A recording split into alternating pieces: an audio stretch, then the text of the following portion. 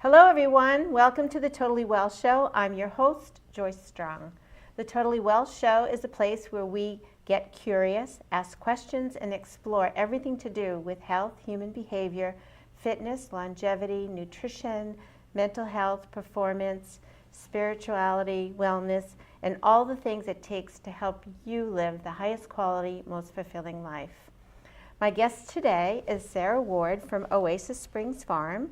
And Sarah grows vegetables, leafy greens, hydroponically. So welcome to the show. Thanks for having by me. the way, Sarah's from Nashua, so you'll learn more about her at her website, oasisspringsfarm.com. Yep. So what's hydroponics? So hydroponics is kind of a different way of growing. There's a couple of different ways to do it. We do it where we add the nutrients into the water. So we don't use any soil when we grow.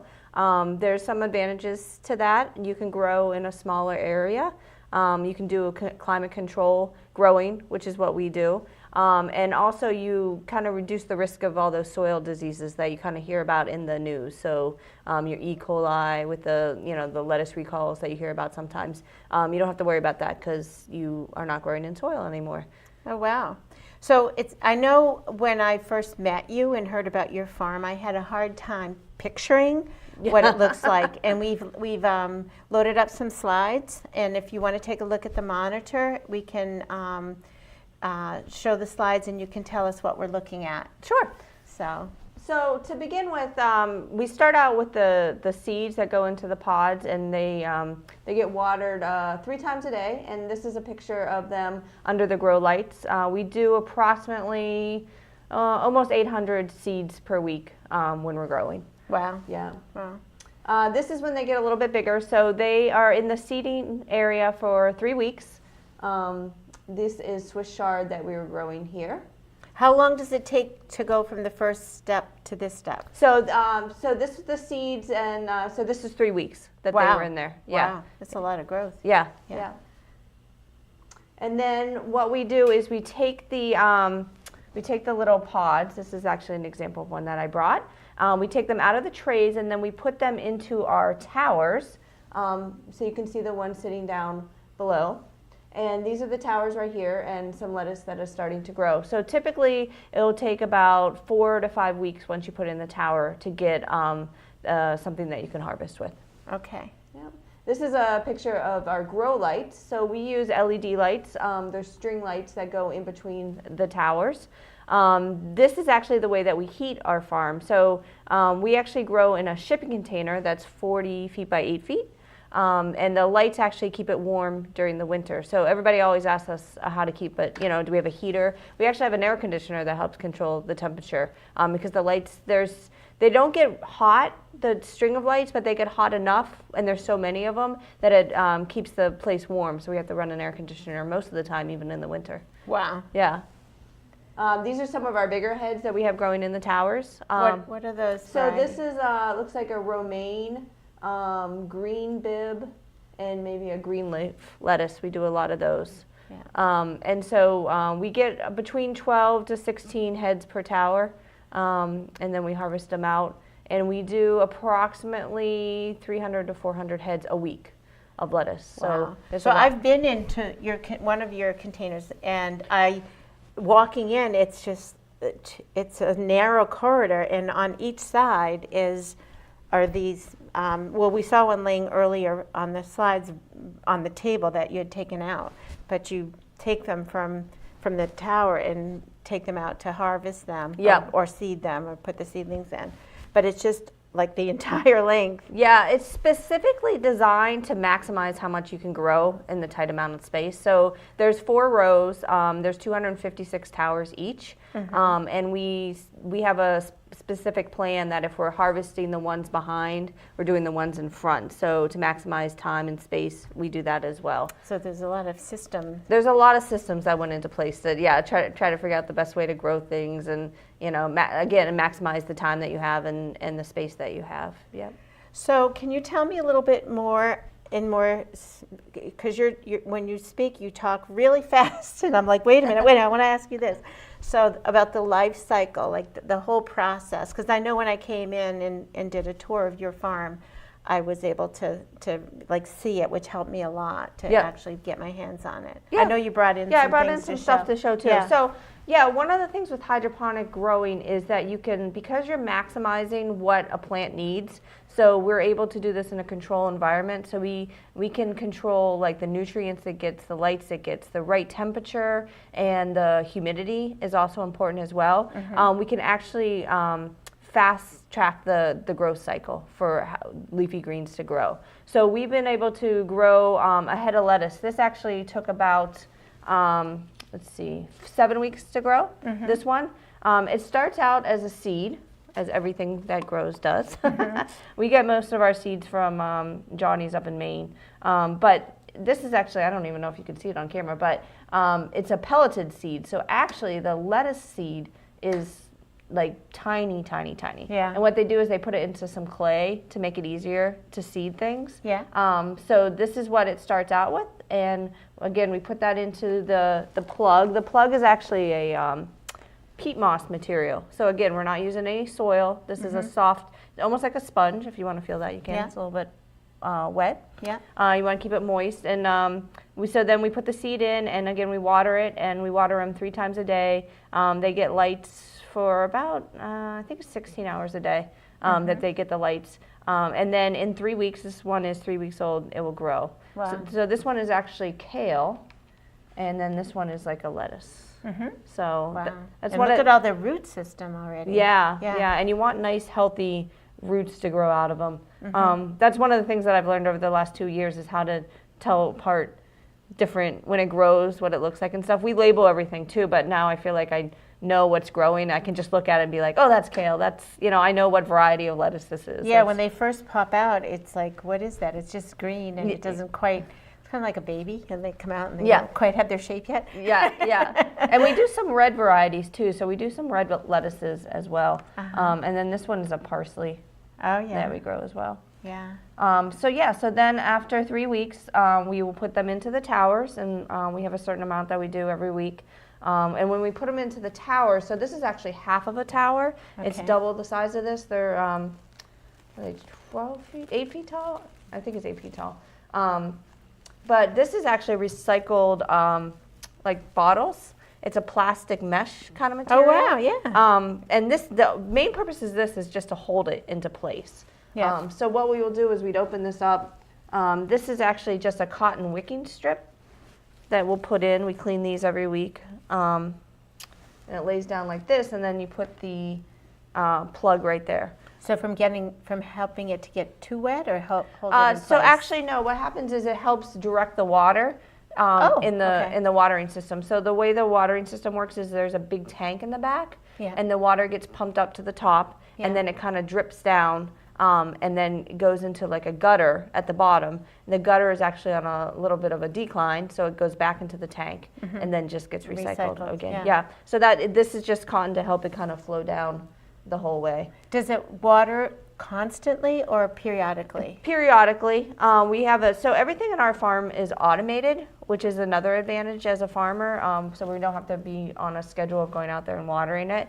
We have a computer that runs everything. So it gets water, I think it's like 5 minutes every hour that it gets water, but not when the lights are off. So you definitely want to keep it hydrated and give it the nutrients that it needs. And that's what did you call it, fast tracking? Yeah, so that just helps, make it grow faster because again, it knows optimal growing. Yeah. So then after the 4 weeks in the tower, then it will be this head of lettuce. Wow. Yes, and so you can see just the dark color because again, it's getting exactly what it needs. So it's that dark, rich color with the nutrients and very fresh. This one, we actually harvest a lot of our lettuces with the plug still on because then it's actually still living and it'll stay fresher for you if you put it in your refrigerator. This lettuce will probably last between 1 to 2 weeks in your refrigerator if you keep it on. Yeah. Wow. And That's so beautiful. we do a lot of lettuces. We do some kale as well. We do some Swiss chard, which I always think is pretty because it has the nice colors. Is Swiss chard the same as rainbow chard? It is. Well, there's different varieties of Swiss chard. So rainbow chard is one of them. That's the one with the colors in it. There's a one called peppermint chard, which is actually all red. And then there's one called spinach chard, which we actually grow as well too. And it tastes more like spinach, but it grows and it's a little bit more hardier than the spinach. Does it look different than that? It looks a little bit. So it's kind of like this, but it's just all green. No, it doesn't have the yellow stem. It doesn't have the yellow stem. Yeah, it's all green. So the advantage of the spinach chard is, you know, a lot of people when they cook with spinach, you start out with like this much and it cooks down to like this much. But the spinach chard is a little bit more hardier, so it doesn't cook down as much. I think I made a salad and put it on Facebook and said, guess what's in my salad? Yeah. And no one could guess spinach chard. Yeah, it's kind of rare. I mean, you wouldn't find it in the grocery store. Yeah. We actually have to buy it from a different seed company. But yeah, it's been a good producer for us and it's got some great flavor. Do certain things grow better and certain things grow not so well? Yeah, so when it comes to growing, temperature is a big thing. So we've done basil in our farm, but basil actually takes a warmer temperature than lettuces, so it's hard to grow them in the same system. So if you're doing basil grows well hydroponically, you just need to have a warmer system for that. So you're trying to do as many varieties at once and make that challenging. Yeah. Got it, yeah. And some herbs don't grow as well as we would like them to. Yeah, but for the most part, lettuces grow amazing. Yeah. Kale's amazing. The Swiss chard. Yeah. So who uses this food? How do they get it from a hydroponic farm? So there's starting to be more and more hydroponic farms out there, and you'll start to see more and more options popping up in like grocery stores as well. For us, we do like a weekly share program where people can pick up. So people who are want to know where their food comes from and wants it direct. You know, we harvest pretty much that same morning, if not the day before. So you're getting it at least 24 hours before you're potentially eating it. And you know, it's just amazing the difference between a fresh salad, you know, than one that's maybe so been that's sitting around. like a CSA model. Yes. So we do that for like half of what we grow, and then the other half we sell to some local restaurants, and mostly that's where it goes to as well. Yep. So I know I had another question around that. So people care about their health, care about the nutrient quality, and also you mentioned about not being worried about soil disease. Yep. And the other big thing would be pesticides, right? The big thing that people talk about a lot is the pesticides and the chemicals, and you don't know what's going on in your food nowadays. And you know, a lot of our food comes from these big, massive companies that their main purpose is to make profit. So they're going to do whatever they can to make the output. Harvest. And a lot of it's going to be pesticides, chemicals, the way that they treat their workers, that kind of stuff. You get into that. So we don't have to use any pesticides or chemicals.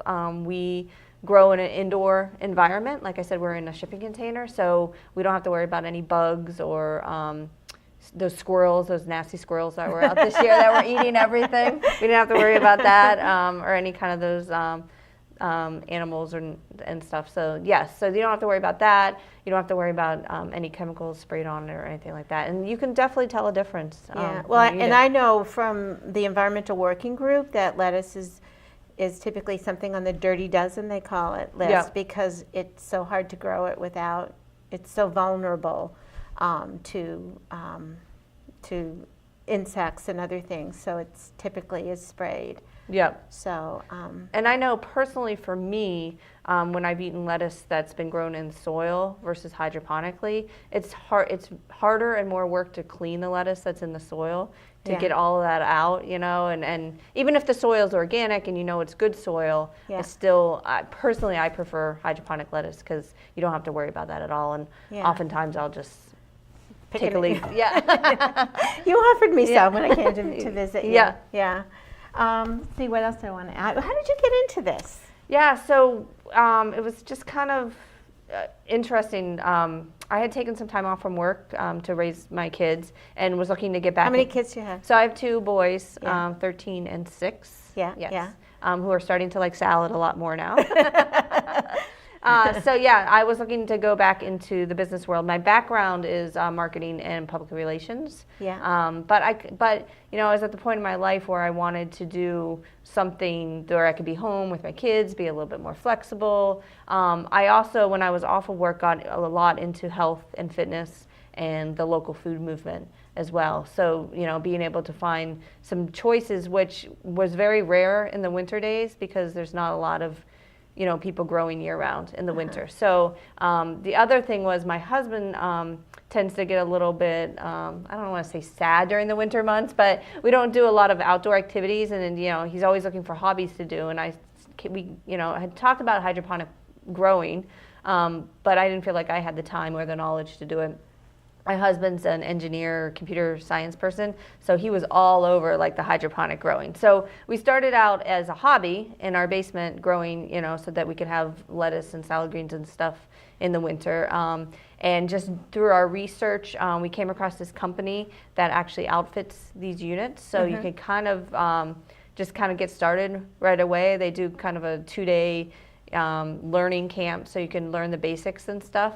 Yeah, and so we just decided that we did our research. You know, we called around to see if there was a demand in the area, and it definitely seemed like people were interested, and you know, it was something that we could invest in and go forward with. So we kind of had a lot of faith and jumped into it, and yeah, we're a little bit over 2 years now that we've been growing, and we've learned so much along the way, and but it's been a fun adventure. So, and having been in the container, I can imagine how your husband would be so excited with, because it's otherworldly. Yeah. When you walk in there, well, of course, the lights and that purplish, pinkish hue, and then, and the first thing I remember, the cool. Yeah. Not freezing, but cooler than I thought, and it felt like it's kind of like a spaceship with all the electronic and signs and things having to operate automatically. I call it like our big giant science experiment in the backyard, because it looked from the outside. We actually designed it so that you wouldn't even be able to tell that it's you know, where it is. Well, it's on our house and our property, and people drive by all the time and don't. Well, I got know. lost. Remember? Yeah. So we specifically designed that way, so we weren't, you know, being a burden or nuisance to our neighbors and you stuff like that. absolutely don't see it. You absolutely don't see it at all. But once you enter it, it's like a whole new world. And it felt like that. Yeah, and then you said the temperature. Yeah, so lettuce likes the nice cool temperatures, which is why when you find lettuce growing outside, it grows very well in the spring and the fall because it's nice and cool. So we keep our farm between 60 to 65 degrees at all times. Yeah, which it doesn't seem cool, but it's actually it's funny. In the summertime, it's cool, and in the wintertime, it feels like tropical warm when you go into it. It just depends on the season. And then the smell of the growing, but it's a different kind of smell because you don't have the soil smell. Yeah. But still But you definitely smell like the nutrient smell, which smells kind of like soil too. It's that earthy like smell to it. Yeah, for sure. Yeah. So what else did I want to ask you? Asked you about, we didn't talk, we talked about the advantages, but what about some of the disadvantages? Like what kind of obstacles are there to getting started with this? It sounds like a huge investment when somebody wants to grow a farm, but some other things you run into. One of the things a couple things that we found is the electricity cost. So when you're doing a hydroponic farm, everything seems to run off electricity. You need to run the water pumps, you need to run the lights, you know, the temperature control, everything's by electricity. And actually New England has some of the highest rates for electricity. So being able to balance what we need and also making a profit of what we're growing has been part of the challenge with starting up a farm. There's alternative things out there like solar and wind and stuff like that, which we've looked into, but where we're located, we can't really tap into those sources. So that's just been one of the challenges for us is the electricity. I think just the perception of it, maybe people don't really know the difference between hydroponic and organic, and I think we've been taught that organic is safe, and you know everybody should just buy organic, and you know don't So there's been some places wouldn't sell hydroponic because they only sell organic. And I think that the people are just starting to be more aware of that as well.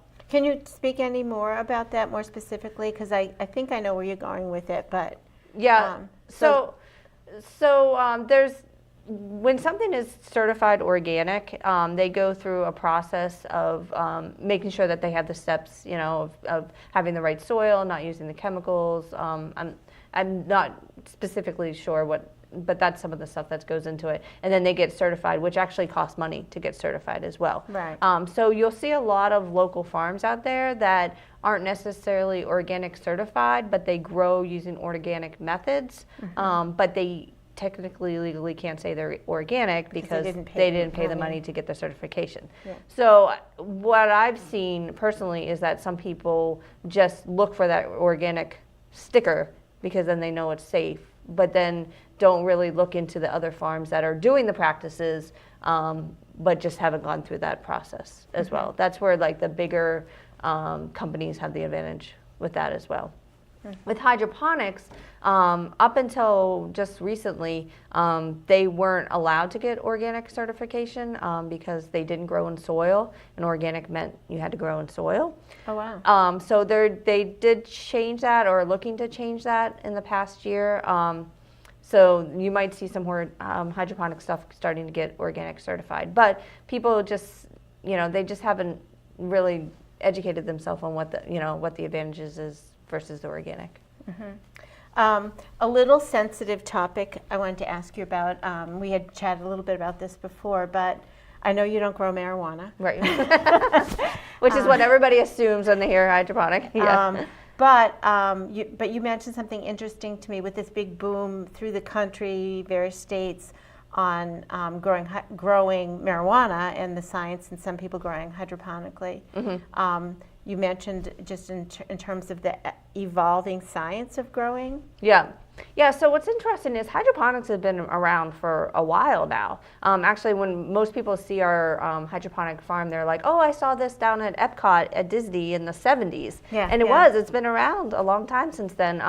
But just recently, like the technology to be able to do hydroponics on a more local, smaller scale has come about. And what I was saying is with the whole marijuana boom is, people are growing hydroponically. We're just learning more about hydroponic methods and what works, what doesn't. The more people invest in stuff, the cost of some of the more expensive equipment like lights and pumps and stuff like that have gone down, so more people can get into it. So the boom of the marijuana has benefited the lettuce industry because we've just learned so much from their growing methods that we've been able to implement them for us as well. So that's a nice side benefit to hear that. Yeah, for sure. Let's see, what else did I want to ask you? We talked a little bit about the seasonal. And it sounds like you don't have a bad growing season? We don't. Is there anything that changes up?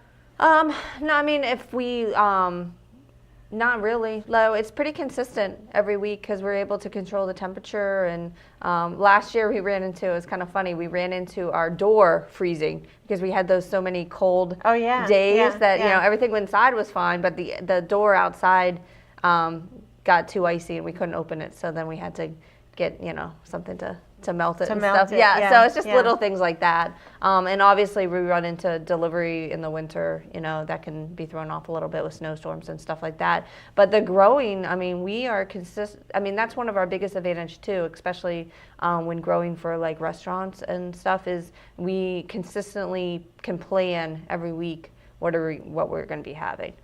So that's a big advantage for restaurants when they're making menus and stuff like that. Yeah, I know winter can make me sad because I love salad so much. To not be able to get good quality, and what it typically means, well, even in the summer, it gets shipped from the other coast, but it's even worse in the winter. So to have something locally grown in the dead of winter and have it so fresh and high quality, that's amazing. Yeah, I think I read somewhere that like 95% of our greens come from outside, which is usually meaning Mexico, Arizona, and California. So you can imagine how long it takes from when that leaf is picked Yeah. to when it ends up on your plate. I mean, we're talking probably a week, to get to your plate.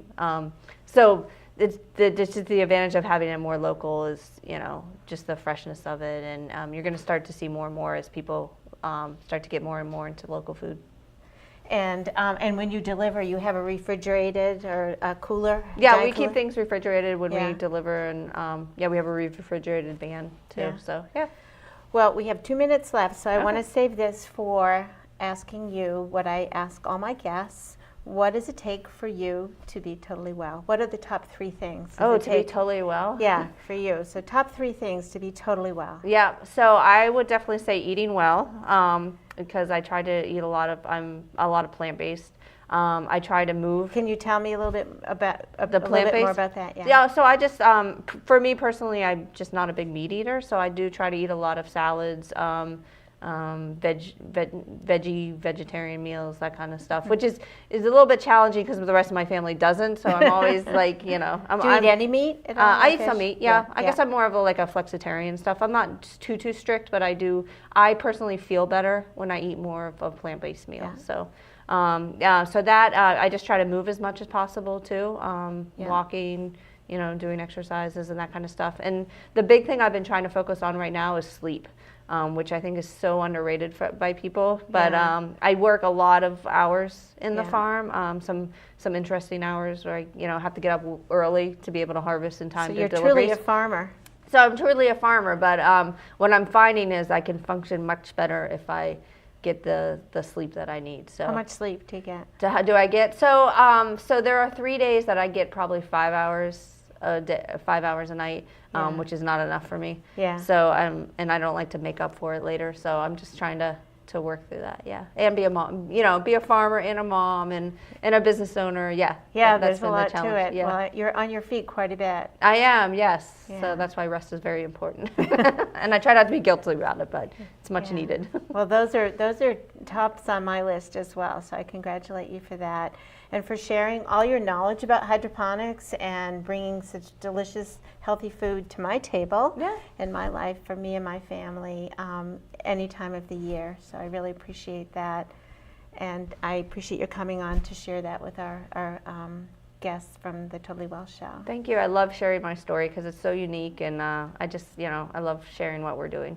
Yeah, and the fact that you went from the business world to becoming a farmer just is thrilling to me. Yeah. Because I can't think of a better profession to be in. Yeah. If someone would have told me when I was 18, 20 that this is what I'd be doing now, I'd be like, yeah. Whatever. But it kind of blends all of your But it skills does, into one. yeah. It's just, it's amazing how it all works out. You're the ultimate holistic person. No, I try. How about we all, always striving, always striving. Yeah. So, well, thank you for coming today, Yeah. and it'll be a wrap for our episode, and we hope to have you back on the Totally Well Show.